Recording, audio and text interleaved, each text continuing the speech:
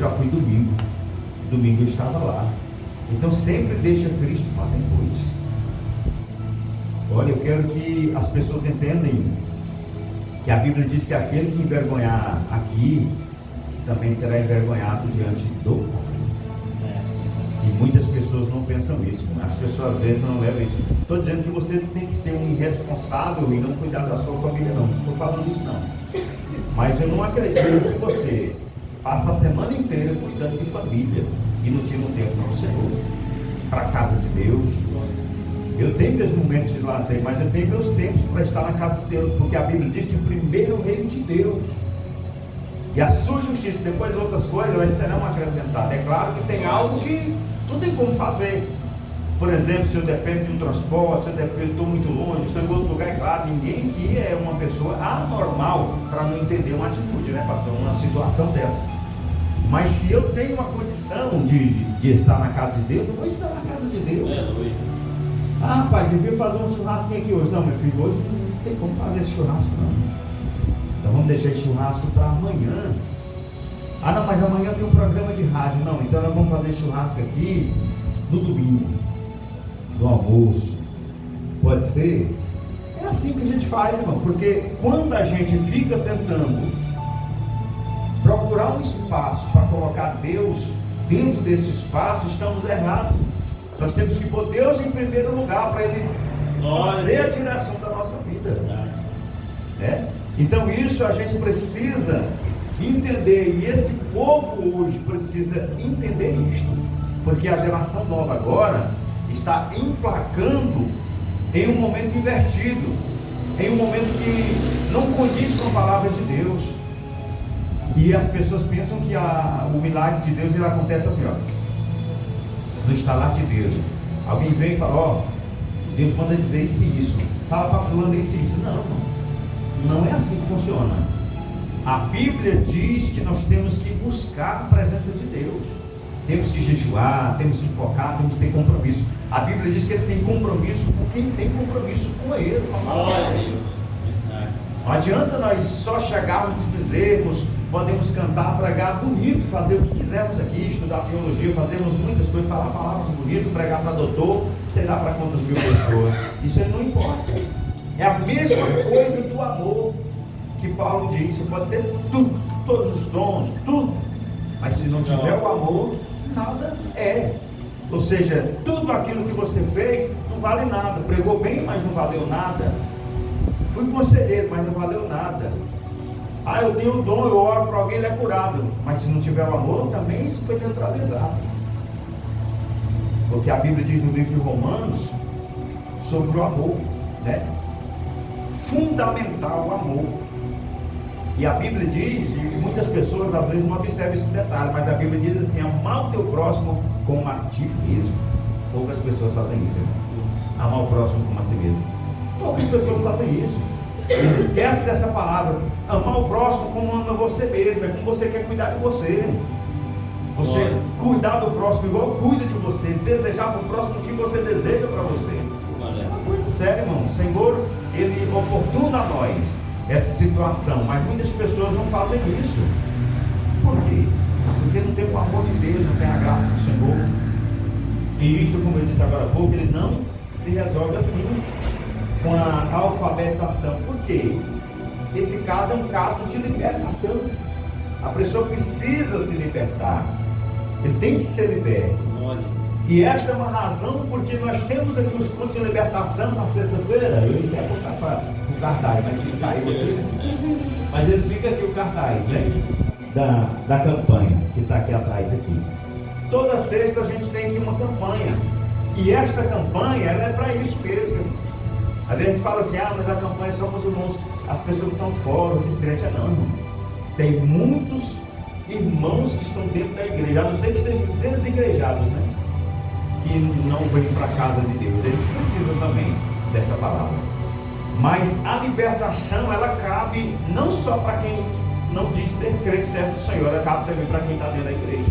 É verdade. Que às vezes não está fazendo aquilo que é oportuno. E como hoje é um culto ensino, pastor, pega leve. Não, pega leve não, pegamos da forma certa, que é para pegar.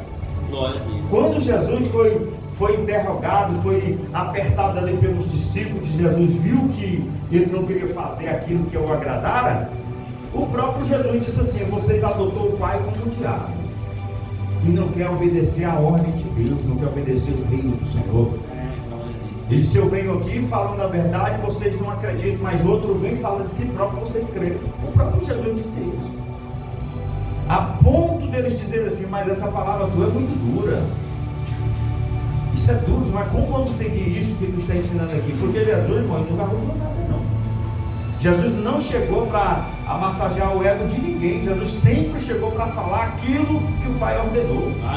Ele disse: meu Pai trabalha, eu também, enquanto é dia, porque noite vem em que eu não posso mais trabalhar. Então a preocupação dele foi fazer a obra do Senhor, o ide do Senhor, como nós também fomos escolhidos para isso. A Bíblia diz que ele escolheu eu e você para que nós vai ter frutos. Glória a Deus. Essa é a nossa missão, ovelha gerando ovelha, né? O irmão ajudando o irmão, pegando na mão do irmão. Nós não estamos aqui criticando ninguém, maltratando ninguém,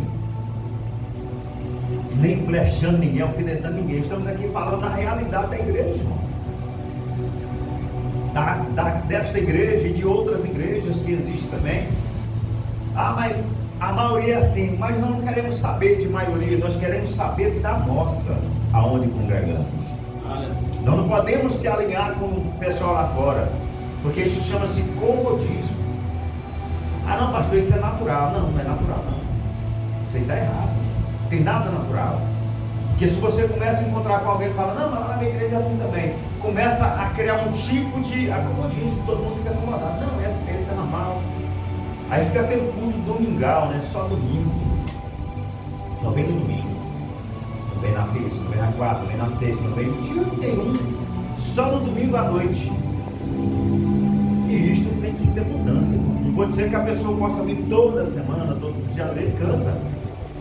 Mas ele pode vir um culto de ensino, pode não vir no domingo, normal, isso aí está certo. Está cansado, pastor, no domingo não deu para ir, amém.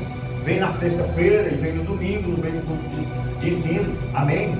Ah, eu vim na consagração e vim no culto à noite, semana que vem não veio nenhum dos cultos, nem libertação e nem ensino, amém. Mas as pessoas às vezes escolhem um dia só para cultuar a Deus, irmão. Isso aí é uma opção que ele faz e que muitos fazem, a ponto das igrejas aí ter que colocar aí um dia só. Eu já vi igreja aí que tem um culto só, que é no domingo, porque eles não vêm mais nos outros dias. E se a gente acomodar com isso, a gente acaba aderindo à mesma ideia. Não, vamos ficar aqui só no domingo mesmo. E eu conheço uma igreja ali que tem um culto no domingo e é só uma vez no mês. É, só uma ceia. E pronto. Cadê a doutrina dessa igreja? Cadê o ensino dessa igreja? E pertinho do Colina Azul. Então, irmão, são coisas que acontecem que isso aqui não resolve numa reunião, não. Isso aqui é caso de oração e libertação mesmo. As pessoas, para vir para a casa de Deus, se ele realmente não tiver a mudança de Deus na vida, ele não vem mesmo, não. Isso aí é fatos, né? E contra fatos não existem argumentos, né? Eu vou pedir para alguém ler aqui no livro de Êxodo, no capítulo 20 e o versículo 2, e o outro lê para mim Efésios 6, 2 e 3. Êxodo 20, versículo 2.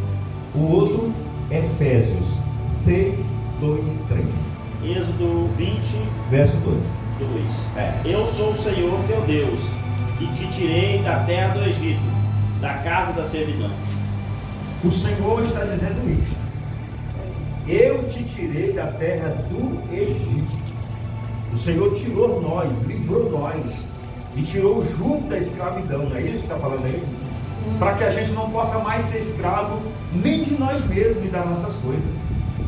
Aí a gente aprende ao decorrer do tempo, porque como nós falamos aqui, os jovens morreram antes de completar uma certa idade, ou seja, maioridade, e isso foi dado então ao fracasso de uma humanidade, e isso é uma fatalidade ou uma realidade no nosso mundo.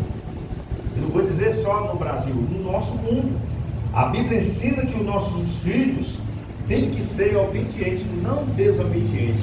Porque a mesma Bíblia que fala de obediência diz que o filho que desobedece pai e mãe, os seus dias são tesourados. E muitos não sabem disso. Às vezes o filho morreu por desobediência também. E por que ele morreu por desobediência? Às vezes faltou ensino também. Porque hoje em dia, a criancinha de 2, 3 anos, o pai não tem controle nele. E nem a mãe. É uma gracinha. Pá, jogou no chão. Não sei que gracinha. E não é assim, a mãe tem que ensinar. É claro que tem momento de brincadeira, mas tem momentos que a gente não pode deixar. Porque ele vai crescendo desta forma. Aí depois ele faz assim, ó, na sua cara. Já vi um menino pequeno bater na cara de pai. Em 2003, tinha um irmão, dentro da igreja, ele falava com o menino, cala a boca.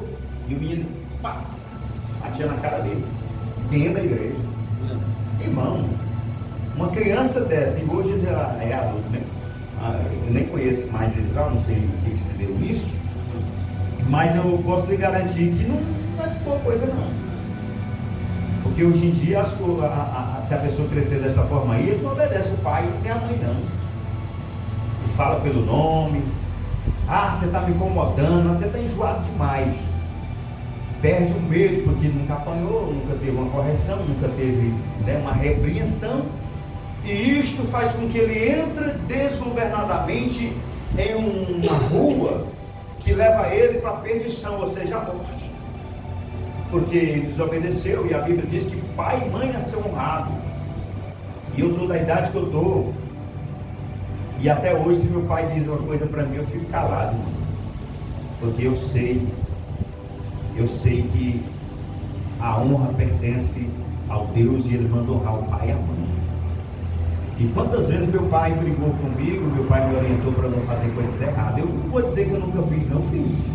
Mas não foi falta de orientação dele, não. Não foi falta de orientação do meu pai, da minha mãe. Você sempre aconselhou, meu filho, não faça isso não, isso aqui é errado. Você nunca viu fazendo isso. Você já viu? Não, nunca vi. Pois não faça isso não, meu filho. Eu não quero que você faça isso. Eu não estou criando você para isso. Eu quero que você seja servo de Deus. Eu quero que você seja uma pessoa honesta, seja uma pessoa de caráter. Isso assim. A gente às vezes faz errado, irmão, mas não é o pai que manda não. Mas tem pessoas que pensam que é o pai que manda. O filho está aí porque o pai mandou, não deixou. Não, irmão, às vezes a gente segura até um certo momento. Tem momentos que não dá conta de segurar mais. Eu tenho um filho lá em casa que eu não dou conta de segurar ele mais. Mas assim, tem regra em casa, ele obedece. Ele não fala mais alto do que eu lá não. Lá não. E eu não sou de estar...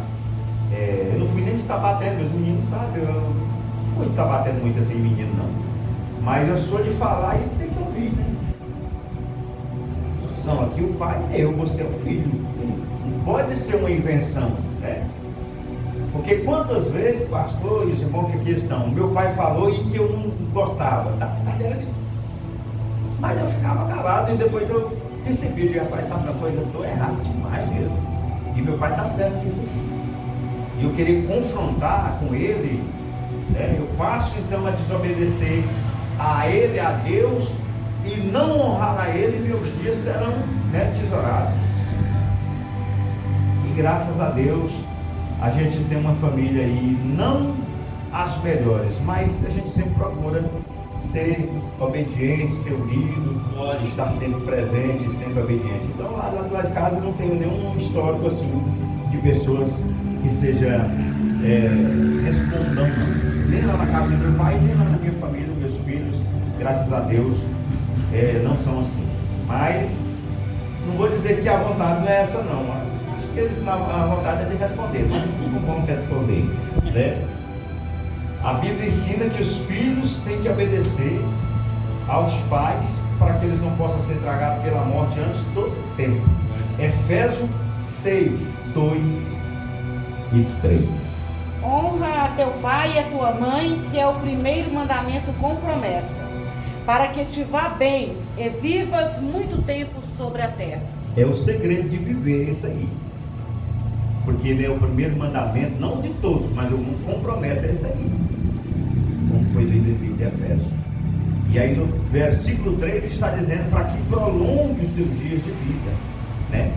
para que os dias seus sejam prolongados, sejam alongados por Deus, porque você honrou seu pai e a sua mãe, você obedeceu seu pai e sua mãe.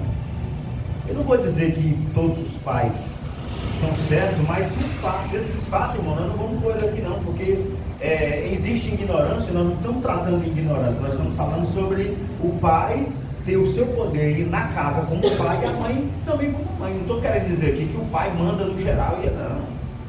Lá em casa é eu e minha esposa, nós que decidimos.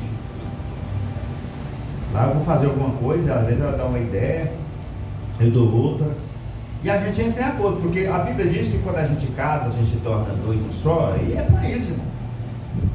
Não é, eu sou homem aqui, eu que mando. Não, você é o homem da casa, mas você deve consultar a sua esposa também, né? E tem coisas lá em casa que nós reunimos todo mundo para definir. Minha esposa, meus filhos, o que vocês acham disso? Não, pai, eu acho isso. Termina entrando num consenso, mas tem lugar aí que o cara chega e diz, eu que resolvo e pronto, acabou, e ninguém diz mais nada. E tem hora que não funciona, tem hora que dá errado isso aqui. Mulher parece que ela tem um poder maior, e quando ela fala que está errado, não vá não, que dá errado mesmo. É complicado. É porque é aquela questão de ver quem está fora. Às vezes nós olhamos para uma pessoa que está passando uma luta, alguma coisa, passando uma dificuldade, e a gente fala alguma coisa para ele, ele sair de lá, né? Diz, rapaz, isso aí não funciona, vem para cá e tal. Ele não vê o que você está vendo, porque você está fora da situação, enxergando todo o conteúdo, e você sabe realmente o que resolve, né? Mas como ele está lá dentro, ele não sabe. E assim somos nós, às vezes nossas decisões, às vezes tomamos decisões sozinhos, e às vezes ela dá errada para trás, né? Dá com os burros na água, como diz um ditado aí do pessoal do norte. Bom, vamos aqui para outra parte aqui, ó. Manifestação dos filhos da desobediência é uma realidade. O capítulo 1 da carta de Paulo aos Romanos traz uma descrição completa de uma situação que vivemos atualmente em todas as partes do mundo, como a perversão de sexualidade, como se isso não pudesse ser um índice industrial de pornografia, prostituição, pedofilia e entre outras coisas, nas quais os governantes tornaram e declarou ilícito isto, mas mesmo assim não para de acontecer. Mas a Bíblia diz que os tais que fazem isto é digno de juízo, tanto como os que também praticam. Romanos capítulo 1, versículo 32. E o outro é Romanos 13, e 1 e 2.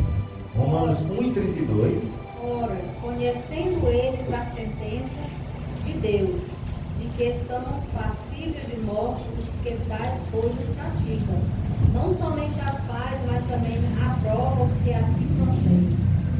Amém. Os que fazem e os que aprovam são culpados também, de acordo com o livro de Romanos. E a Bíblia diz aqui, ó, que nós cristãos não temos que aceitar esse tipo de situação, né? Não podemos aceitar isto. Isso, irmão, faz com que a igreja do Senhor sofra, porque nós somos um membro.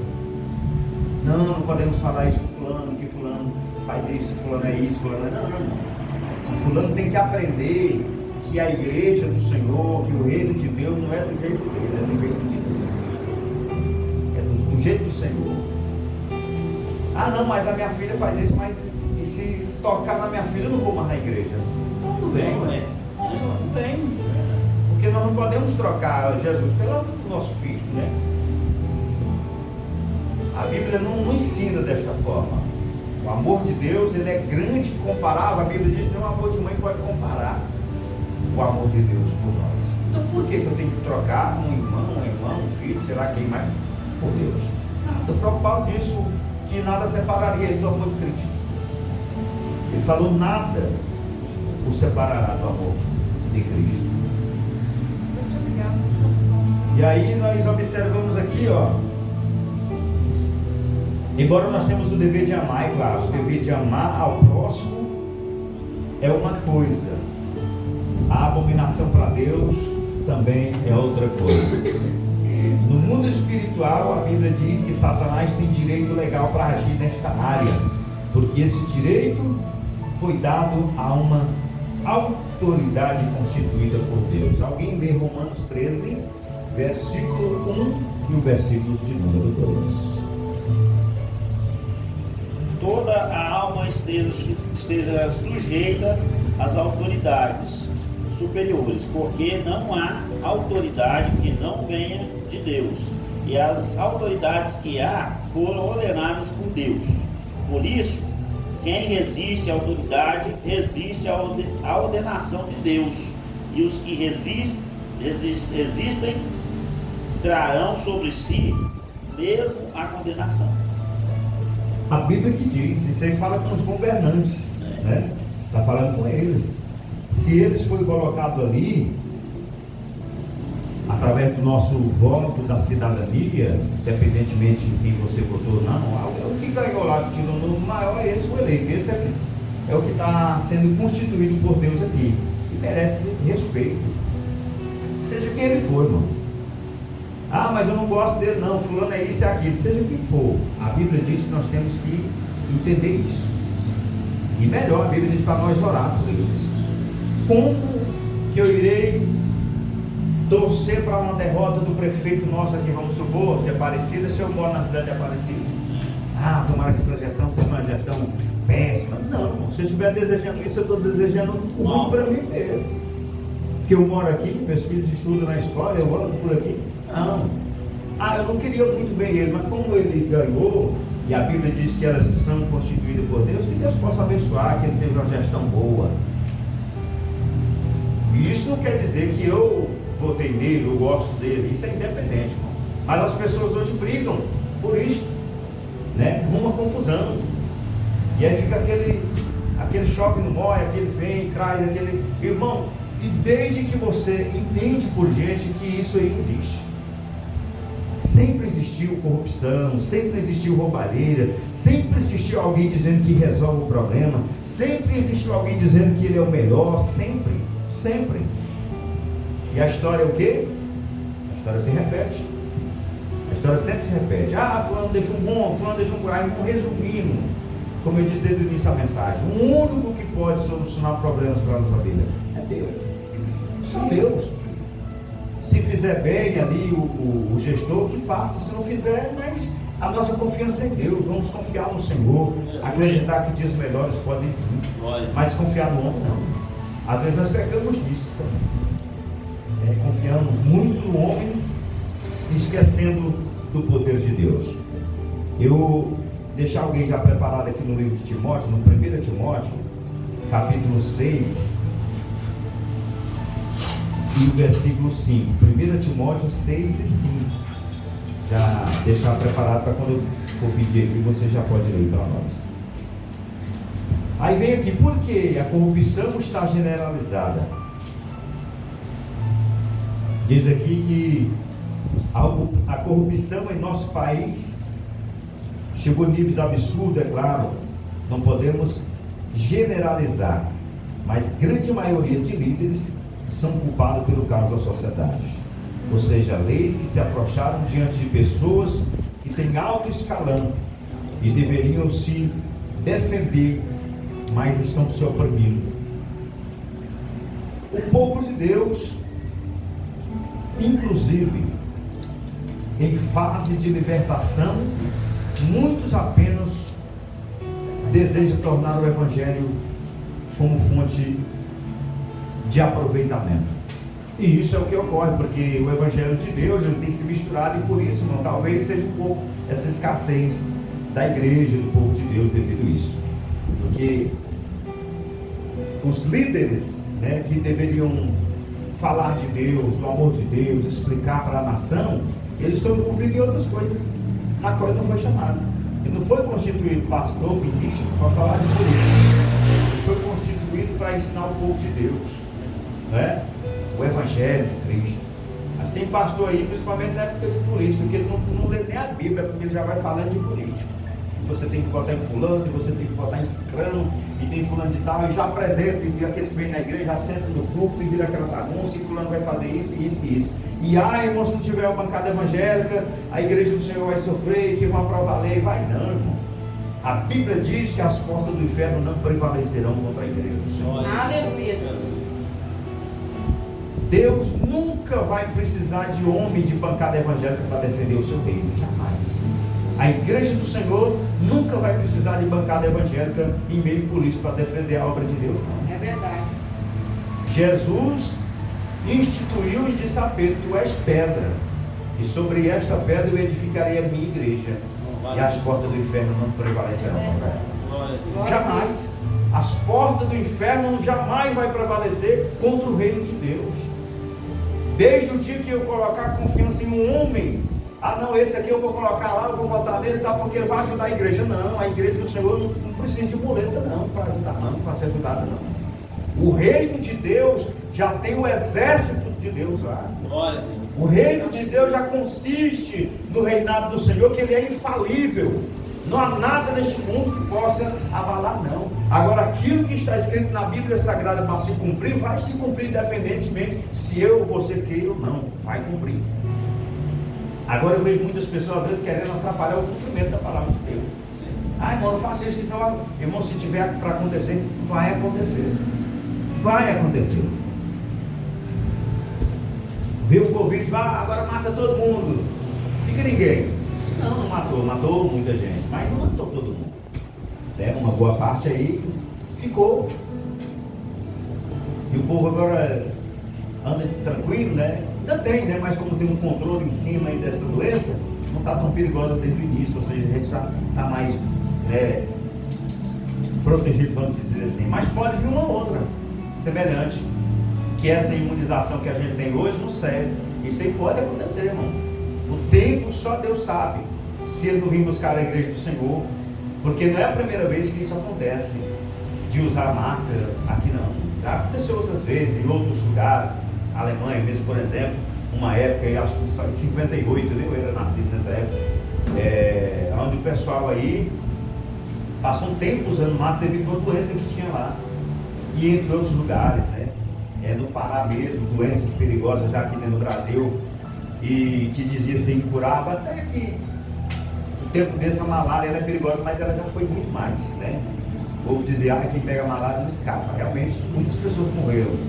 Mas hoje eu vi até uma reportagem que os chineses estão criando uma vacina para evitar o câncer, ou para amenizar mais, ou seja, a pessoa teria uns 10 anos de vida, prolonga mais uns 15, né, Ezequiel, né?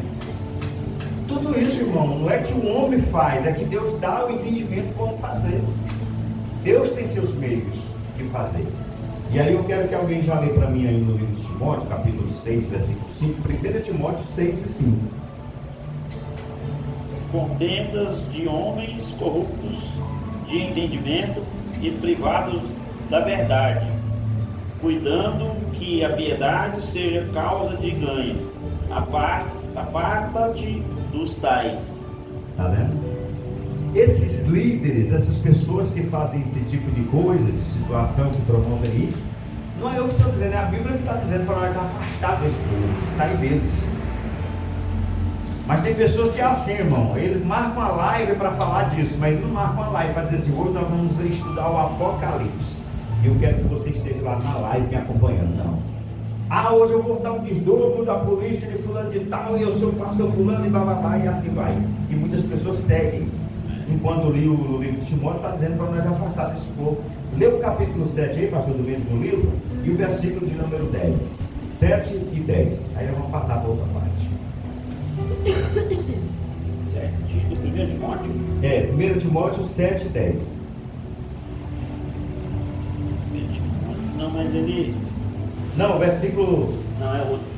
Não é esse capítulo, não. Não, o versículo 10, melhor dizendo. O versículo 10, sim. Aqui não tem 7 capítulos. Versículo 7. Louva. Versículo 7. Versículo 7. E depois o 10. Não é na sequência não, 7 e depois o 10. O 7 diz, porque nada trouxemos para este mundo, é manifesto e é que nada podemos levar dele. Aí depois o 10. Ah, o 10. Porque o amor ao dinheiro é a raiz de toda a espécie de males. E nessa cobiça, alguns se desviam da fé e se transpassaram a si mesmos com muitas dores. E isso ocorre nos nossos dias atuais, irmão. A palavra de Deus sendo clara, que as pessoas aí querendo um meio financeiro melhor. Todo líder evangélico que se envolve em meio político, embora ele diga que não, mas ele está querendo alguma coisa lá, ele quer ser um ministro, alguma outra coisa. Resumindo, financeiramente ele quer fazer o pé de meia dele lá, né? E a Bíblia diz para nós se afastar desse povo, né? Desse tipo de gente que faz esse tipo de ação. Vamos aqui para outra parte. Motivo pelos quais precisamos de uma visitação. Precisamos urgentemente de uma obra sobrenatural da parte do Espírito Santo para trazer poder e pregação da palavra para motivar os crentes na nossa nação. 1 Coríntios 2 e 4, nós até lemos já no início da mensagem, mas já pode ler. Com esse impacto, a vaidade no nosso dia seria atraída para a oração, ou seja, o desejo ardente da presença de Deus. 1 Coríntios 2 e o versículo de número 4. A minha palavra é a minha pregação. Não consiste em linguagens persuasivas de sabedoria, mas em demonstração do Espírito e do poder. Tem nada a ver com a ligação humana, sabedoria humana. Não estou dizendo aqui, às vezes as pessoas falam assim, isso aí é o que é contra a teologia. Não é isso não, eu não sou contra a teologia não, sou até a favor, desde que você não desvirtue a palavra de Deus, ou seja, não sai da linha de Deus. É bom você ter um conhecimento, mas aquilo que não edifica, irmão, a gente deixa quieto. Se os irmãos que estão aqui, eu vou tentar falar palavras bonitas, palavras que eu aprendi lá na faculdade do ensinamento, e os irmãos aqui não vão entender, não vai adiantar absolutamente nada. Então eu tenho que saber, como Paulo disse, Paulo soube habitar em qualquer tipo de situação. Ele disse que soube estar abatido, mas também soube estar a alegria. Ele soube estar no momento de tristeza, não é? De fome, mas também ele soube estar no momento de fartura. Então nós temos que ter esse aprendizado. Há momentos em nossa vida que a gente tem que entender o segmento da palavra, aquela mensagem. Às vezes estamos em um lugar e que não vai adiantar nada você criar ali umas palavras e que as pessoas não vão entender aquilo.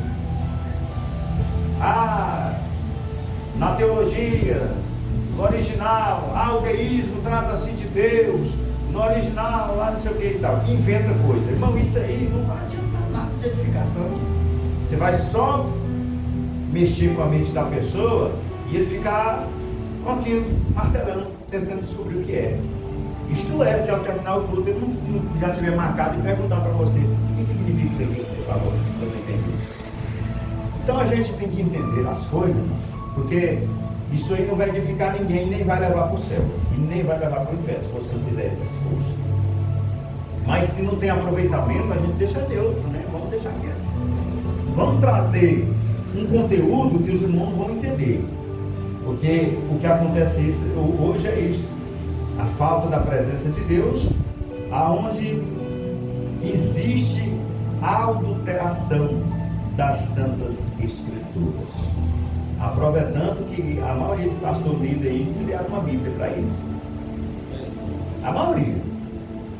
Fulano, eu não vou citar nome aqui, deve estar até gravando, mas tem um pastor famoso aí que fez a Bíblia dele atualizada, respondida, versículo por versículo. O outro foi lá e fez uma também, o outro. Vários pastores conhecidos aí na internet fizeram as Bíblias deles, lançaram a edição da Bíblia deles aí. Vocês não sabem disso. Teve muitos que fizeram essas Bíblias. Tem um cantor, né, que fez. Tem cantor que fez. E por que eles fizeram isso? Financeiramente, não. Porque a Bíblia, ela é uma só. E esse negócio de uma linguagem de outra, outro meio de ganhar dinheiro também. Para que mexer nessa linguagem, se a linguagem é essa mesmo, né? Aí fica, um dia desse mesmo aqui, o irmão foi pregar um dia desse aqui numa Bíblia de linguagem de hoje, e e ele já acostumado com a linguagem antiga, ele queria falar a linguagem antiga, mas a linguagem era de hoje. Ficou tudo ao contrário. Porque já está no nosso coração, já está na nossa mente, aquilo que aprendemos, né? Então, se nós já acostumamos aí com essa versão, que não era errada, a versão certa, todo mundo entende essa versão, né? Que é a do Almeida, Revista Atualizada e Corrigida. É uma versão ótima, eu acho ela ótima essa versão. É a melhor, para mim é a melhor que tem, né? Ah, fulano fez uma Bíblia aí agora, não sei o quê. Não. Se ele quer uma honra, e a Bíblia diz que dá honra a quem tem honra, ainda não lança um livro histórico da vida dele, contando a história, como ele começou, antes dele ser ministro e tal, antes dele ser servo do Senhor, e como ele chegou ao ministério, hoje eu sou pastor, e resume lá, tem a minha família, e louvar com isso, mãe, se livro aqui, custa R$10, tal, beleza, vamos ajudar o irmão, né? Opa, essa é a verificação. Aí aqui, ó, no livro de Mateus, no capítulo 5, versículo 13, alguém segura para nós aí, eu vou pedir para você ler daqui a pouco também. Livro de Mateus, capítulo 5, versículo de número 13. Vou pedir que alguém leia agora para nós. Há centenas de anos, um certo escritor detectou que a Bíblia estava sendo adulterada. E na atualidade, não conhecemos nenhuma doutrina bíblica que não tenha sido prejudicada por aqueles que deveriam estar defendendo ela. Existem muitas doutrinas preciosas para a nossa alma e que já foram negadas por aqueles cujo ofício seria proclamar aqueles que necessitam com urgência ao retorno das antigas origens. E concluiu que a Escritura tem que se tornar infalível como alicerce a todos, como base de ensino da igreja. Sabemos que os crentes perderam sua firmeza e a igreja será arremessada de um lado para outro caso isto continue acontecendo. Cada cristão precisa fazer a diferença para que a igreja continue sendo viva, para que a igreja continue sendo renovada. Então essa adulteração, como eu disse aos irmãos, de pessoas que criaram a Bíblia aí, não chegaram a mudar os versículos não, mas alguns pelos seus entendimentos colocaram algumas coisas que eu digo ser heresia naqueles comentários ali.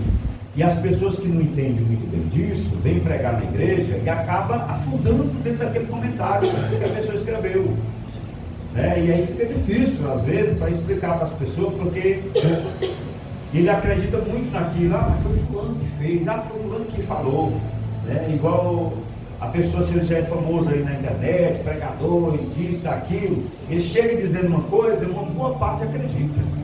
Aí se eu, que não sou conhecido em lugar nenhum, a não ser lá em casa, nem aqui, muitas pessoas não acreditam, né? Ah, pastor, ele está narrando, né? Fulano que falou lá que sabe. E nisto, irmão, a igreja se afunda, viu? A igreja do Senhor, por falta de conhecimento, como a própria palavra do Senhor diz, ele perece por falta de conhecimento, porque ele deixa de acreditar no seu pastor, nos seus irmãos que oram junto com você, que quer o seu bem, para acreditar no que ele nunca nem viu, só pela internet. Ah, fulano falou, é isso mesmo.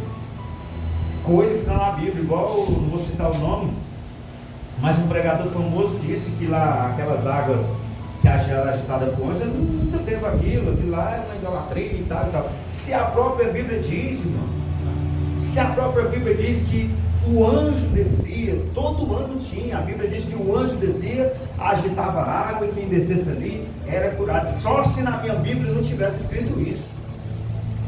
Mas na minha Bíblia está dizendo. Na minha também está. Está dizendo isso. Como que eu vou deixar de acreditar na Bíblia para dizer, o pastor fulano disse que é uma idolatria? E eu já vi muitos aí desigrejados falando isso. Ah, irmão, ali era uma idolatria, Jesus chegou para quebrar. Não, nada disso. Nada disso. Ali acontecia, a Bíblia diz que todo ano acontecia. E o que quando Jesus chegou ali? O que aquele homem disse? Ele disse, rapaz, o que acontece aqui é que toda vez que é para chegar a minha vez, alguém entra na frente, né? E ganhar a bênção. Então, quer dizer que ele já havia há muitos anos ali, batalhando, né? Mas sempre quando ele chegava, alguém passava na frente. E aí, Só o ano seguinte. Aí que idolatria é essa que existia todo ano, né? Aí Jesus chegou lá para quebrar essa idolatria. Não é não, Jesus chegou lá para dizer assim, eu vim para te ajudar, para te tirar desta fila, dessa esfera. Jesus chegou naquele momento ali e resolveu a situação. Né? Jesus chegou ali e resolveu a situação. Fez o que tinha de ser feito.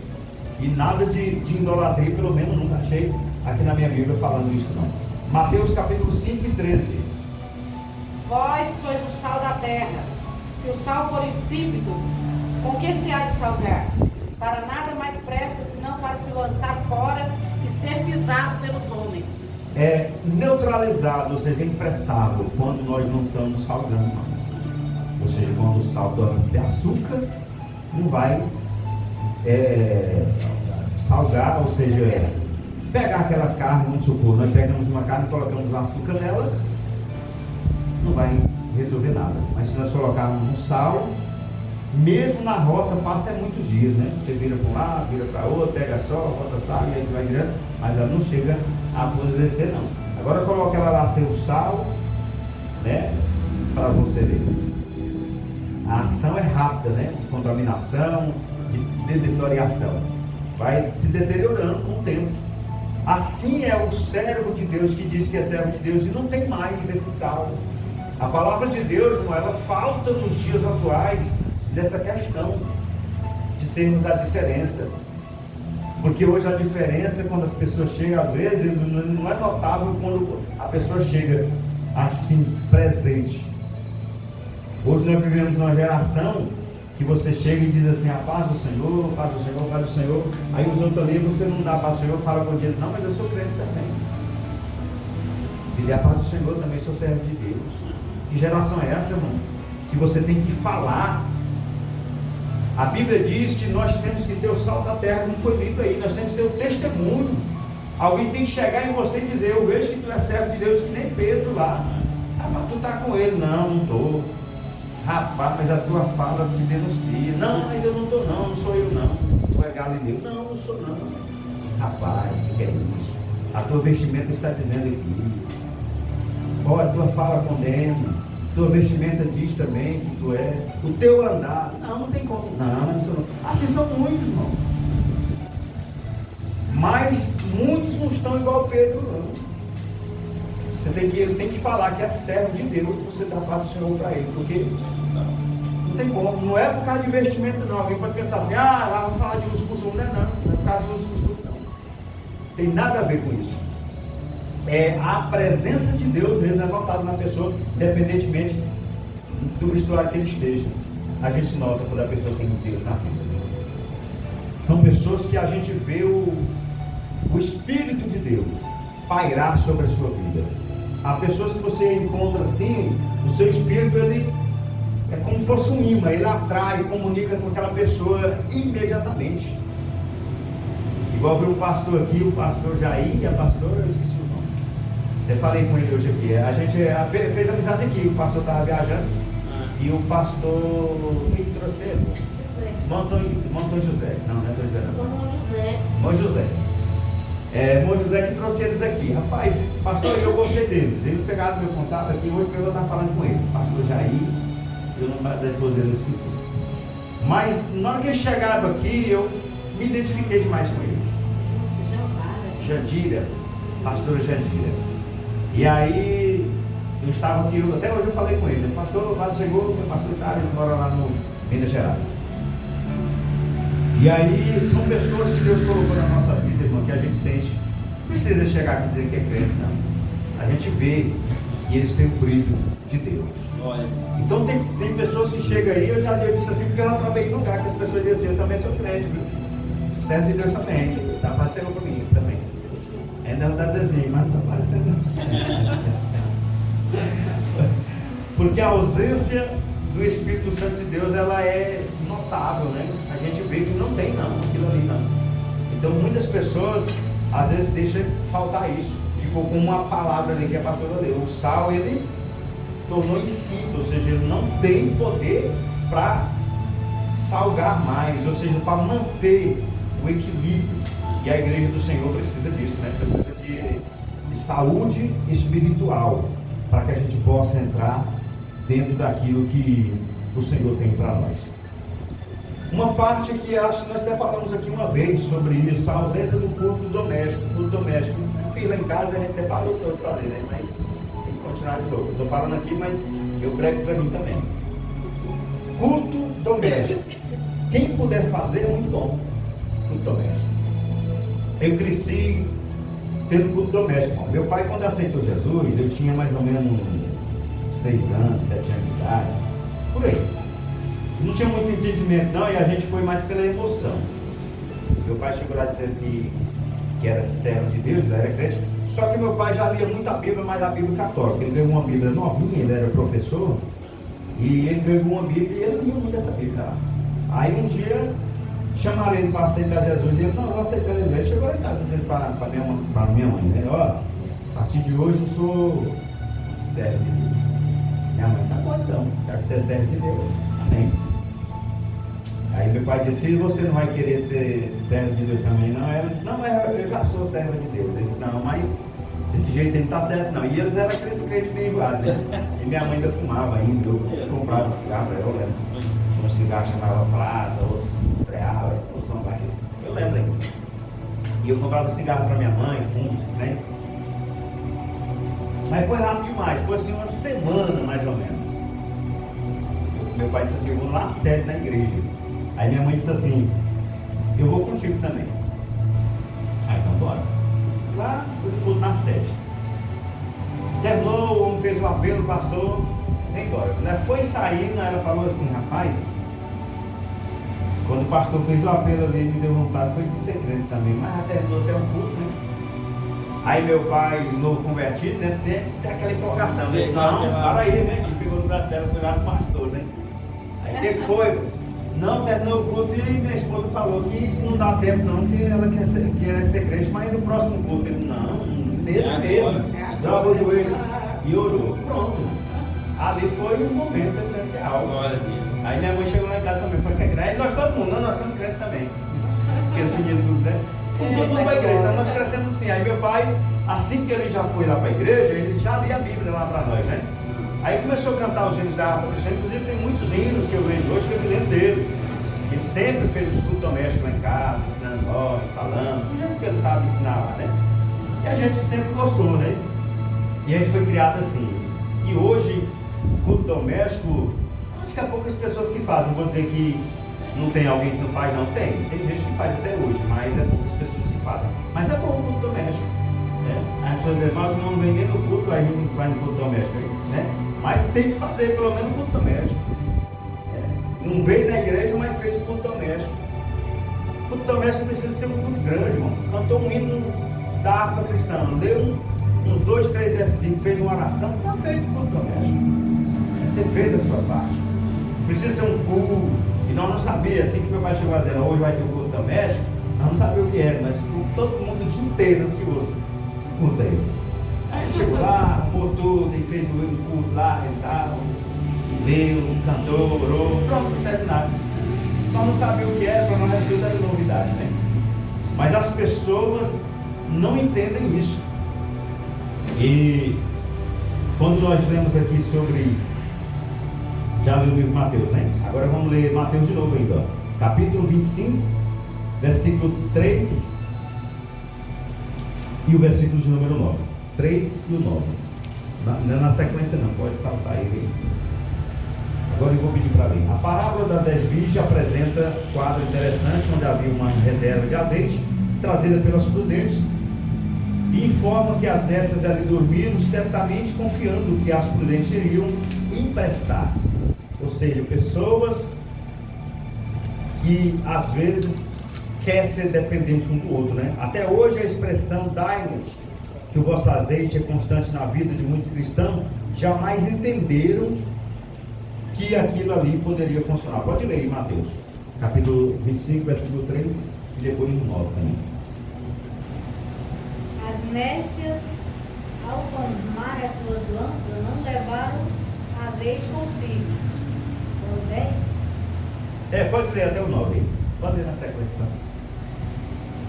No entanto, as prudentes, além das lâmpadas, levaram azeite nas vasilhas. Tardando o noivo, foram todas tomadas de um sono e adormeceram. Mas à meia-noite ouviu-se um grito: eis o noivo, sai ao encontro. Então se levantaram todas aquelas virgens e prepararam as suas lâmpadas. E as nécias disseram às prudentes: dai-nos do vosso azeite, porque as nossas lâmpadas estão se apagando. Mas as prudentes responderam: não, para que não nos falte a nós e a vós, outras, e diante aos que o vendem e compram. É isso que ocorre, muitas pessoas dependendo do outro, né? Não estou dizendo que a pessoa não pode, assim, ora por mim, não. Pode. É o trem de 6 horas, né? 6 horas por mim, 6 horas por mim. Tem o trem de 6 horas. Não estou dizendo que não pode ter o trem de 6 horas, não. Tem, mas não pode depender o tempo todo, não. Você vê, essa aqui dependeu da outra aqui e foi negado, né? Falou, não vamos dar não, porque depois vai faltar aqui, né? Ou seja, o seu é seu. A gente tem que entender, irmão, alguém já prepara aí Romanos capítulo 14 e 12? Temos que entender que não podemos viver na dependência do outro, mas sim na dependência de Deus, porque nós, a cada um, irá prestar conta de nós mesmos. Não é eu que vou prestar conta da irmã Elenilce, nem ela vai prestar conta de mim, não. É eu mesmo que vou prestar conta de mim mesmo, dos meus atos que eu fiz, que eu estou fazendo, né? Então nós temos que ter aqui entender e falar para esse pessoal, crentes, né, que são caroneiros, né, que somente possuem a vida escorada nas pessoas, nos outros. E aí eles têm que entender que as suas vidas espirituais não tem nada a ver com a vida do irmão, que a vida dele é dele e a sua é sua, né? Então eles têm que se separar um tempo para dedicar a Deus e entender que a vida dele não tem nada a ver com a vida dos irmãos na igreja. Tem pessoas que querem viver o tempo inteiro dependente um do outro, né? Não tem equilíbrio próprio, não tem força própria para andar. Então, se ele não tiver uma luz própria, é como aquela árvore que Jesus amaldiçoou ali a figueira, né? Chegando ali não tinha nada, ele disse: não serve para nada, não sei para jogar fora, né? Queimar, jogar de fogo, não serve para nada. Chegou com fome para alimentar e tá. Eu mesmo, se eu plantar algo que seja de fruta e chegou o tempo dela produzir, ela não vai produzir, eu vou matar ela. Cadê ela? Não está servindo para nada. Passa o machado dentro, né? Passa o machado dentro. Lê aí para nós, livro de Romanos 14, 12. 12. De maneira... 14, versículo 12. De maneira que cada um de nós dará conta de si mesmo a Deus. Não precisa falar mais nada, né? Então não adianta, as pessoas não veem isso não. Eles acham que o pastor vai dar conta da vida dele. Não, se o pastor orar por mim lá, eu estou tranquilo. Se o pastor fizer isso, irmão lá, não, eu estou tranquilo aqui em casa, mas os irmãos estão orando por mim lá, estão fazendo campanha. Não é assim não. A nossa vida, ela é individual. É por isso que eu falei aos irmãos, como na Bíblia de Ezequiel, quando a gente fala sobre o filho não levará a maldade do pai, nem o pai do filho, querendo dizer que você não tem culpa nenhuma do seu filho, nem seu filho e você não. Você só tem responsabilidade a ele até ele atingir a idade maioral dele. Ele completou 18 anos, ele é livre para fazer o que ele quer, ou seja, você não é responsável mais não. A sua responsabilidade em educar o seu filho na igreja é até ele completar a idade maior, ou seja, até ele entender, né, o que ele quer na vida dele, que é com 18 anos. Não, pai, eu não quero ir mais para a igreja, você não vai obrigar. Meu filho, mas você sabe que esse caminho aqui é errado, mas aqui na minha casa tem regra. Tem. Qual é a regra? Aqui não entra bebida, aqui não entra bagunça, aqui não entra moezada, aqui não entra nada disso. Então aqui no céu, vou alugar a casa para mim. Amém, a porta da frente, você na casa para mim. Assim funciona, esta é a regra. Mas o senhor é duro demais. Não é duro demais não, é o certo não. É o certo. Não podemos deixar a nossa casa virar alvo de bagunça só porque um filho seu quer. Lá em casa foi feita uma proposta quase semelhante a esta. Minha esposa e eu falamos, não, de forma alguma. Ainda mais que esses meninos nossos aqui, que nasceram na Evangelho, foi todo consagrado ao Senhor. Nós apresentou ao Senhor. Recém-nascido, nós apresentou ao Senhor e consagrou. Está aqui, Senhor. E a consagração, para quem não sabe, é essa. Aqui tu me deu, aqui eu te entrego na tua mão. Essa é a consagração. Quando nós consagramos um filho ao Senhor, nós estamos devolvendo ele para o Senhor, porque o próprio livro de Salmo diz que ele é herança do Senhor. É claro que se você perder o filho, você vai chorar, você vai lamentar que você não tem um sangue de barata, mas você tem que entender que ele não é seu, ele é herança do Senhor. Deus te deu, você consagra ele, você está devolvendo ao Senhor. Caso ele não cumpra aqueles requisitos, você está dizendo assim: eu estou de acordo, tu preparar e levar.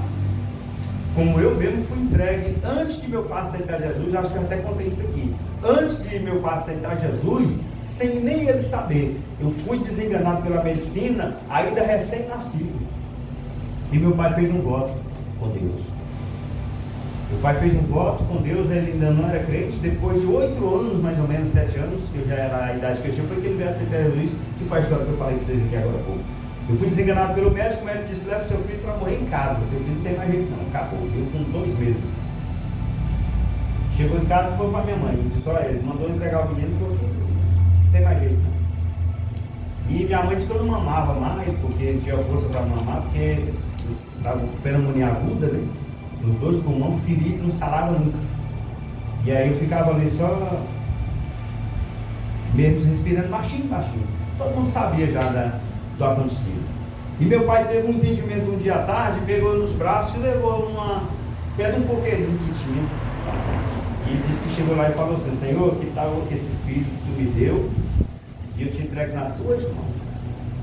Mas se tu tem um plano com ele de ser algo na vida que não seja para me envergonhar, se for algo benéfico para a tua obra, isso aí não é tirar com as palavras, né?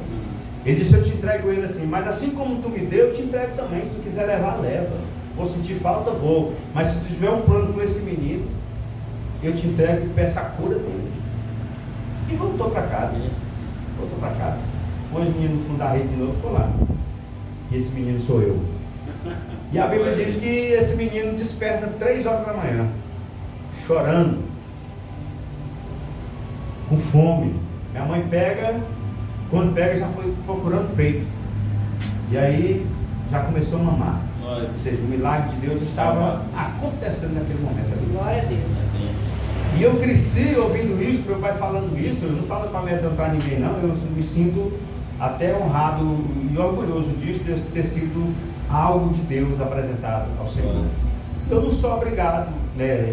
Não estou servindo o Senhor obrigado, não. Eu estou servindo o Senhor porque eu quero servir, ou seja, eu tenho convicção de servir a Deus. E eu fiz esse voto que o Senhor foi feito pelo meu pai na minha pessoa. Eu até falei de falar isso em vários lugares, como acho que eu já falei aqui, que eu falo muito de novo. Então foi um voto que Deus fez, apresentando eu a presença do nosso Deus e nos braços do Senhor, e hoje eu estou aqui para a honra e glória do nome do Senhor. Já fiz coisa errada? Fiz. Já desviei do caminho do Senhor? Já também. Mas hoje eu estou aqui e não quero mais sair desse caminho. Glória a Deus. Eu só quero ir para a glória, para ir no céu. Só. Esse é o caminho que eu tenho. E meu pai cresceu falando, todos os irmãos meus lá em casa sabem muito bem disso. Inclusive na época que eu saí um pouquinho da igreja, os meus irmãos ainda diziam assim: ó, você foi apresentado para Deus, criança, viu? Eu falei: não, mas eu sei, mas Deus vai me retornar. Como te falta retornou, né? Tudo tem um tempo certo, irmão.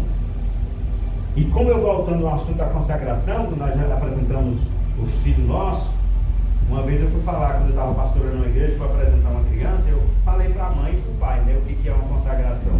Quando eu expliquei, ele disse assim: não, só ora mesmo.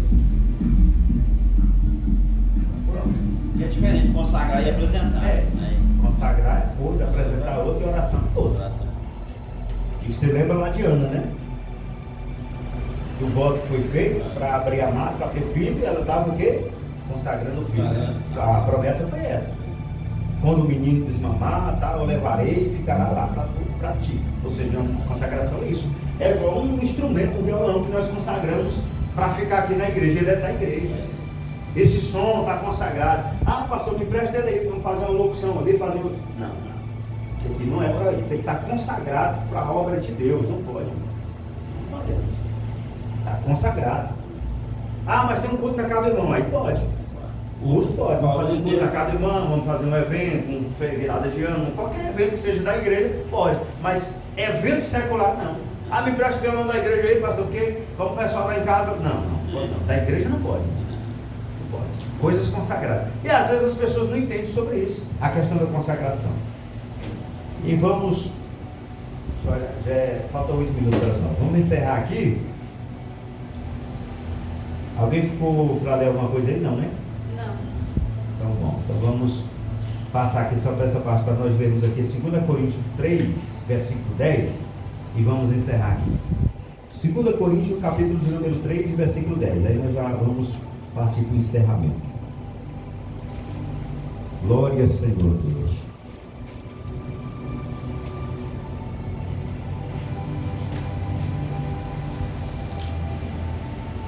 Falar aqui da glória permanente. 2 Coríntios capítulo 3, versículo 10.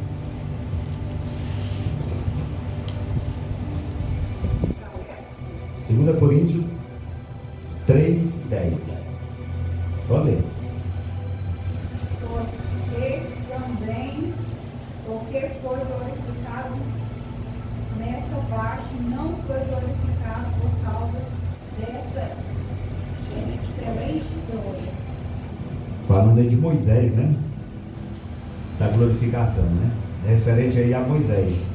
Para nós concluirmos aí sobre esse transitório, milagre de Moisés, né? Revelando aí sobre a igreja que existia, né? Se alguém pode até ler o versículo 7 também, que é o antes. Ela leu o 10, pode ler o 7, só para a gente fechar. Temos, porém, este tesouro em vós, em vasos de barro. Isso aí, isso aí. Para que a excelência do poder seja de Deus E não de nós. Amém. É isso. Para que a excelência de Deus ela seja posta sobre a nossa vida, né? Ou seja, nada daquilo que nós dizemos que é nós que fazemos. Não, que nós não fazemos nada. É só o Senhor que faz. Então, o Senhor reservou todo o seu melhor para que nós possamos estar na igreja, possamos estar na casa do Senhor, possamos realizar grandes feitos, de acordo com o livro de Hebreus, capítulo 13, versículo 8, se alguém quiser ler aí para nós finalizarmos aqui, Hebreus, capítulo 13, versículo de número 8, aonde a palavra de Deus, ela nos ensina nesses momentos, e tudo que você quiser saber, a palavra de Deus, ela tem uma resposta aqui. Que as pessoas às vezes esquecem de consultar, né? Pode ir aqui o controle. Hebreus 5. Hebreus 12, 13, né? 12.